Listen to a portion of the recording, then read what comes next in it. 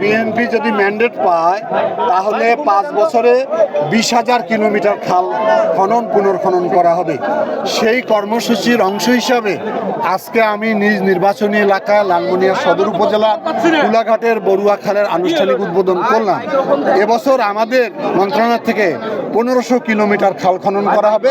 5 বছর আমাদের মন্ত্রণালয় থেকে 7,000 কিলোমিটার খাল খনন করা হবে। আমাদের মাননীয় প্রধানমন্ত্রী তারেক রহমান গত 16 তারিখ আনুষ্ঠানিকভাবে এই খাল কাটার কর্মসূচির উদ্বোধন করেছেন এবং একই দিনে বাংলাদেশের 54টি জেলায় বিকাশ পেমেন্টে 10,000 টাকার বেশি অফার। শপিং চলছে তো।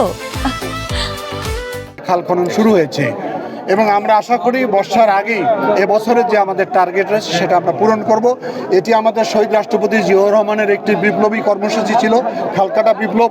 উনি নিজে হাতে কোদাল দিয়ে খাল কাটতেন বিভিন্ন অঞ্চলে গিয়ে।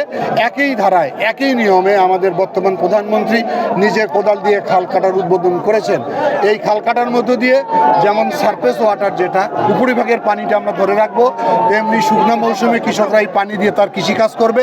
এই খালের মধ্যে মাছের চাষ করব আমরা, খালের দুই ধারে আমরা বৃক্ষরোপণ করব। এর ফলে এটি একটি দৃষ্টিনন্দন খালে পরিণত হবে।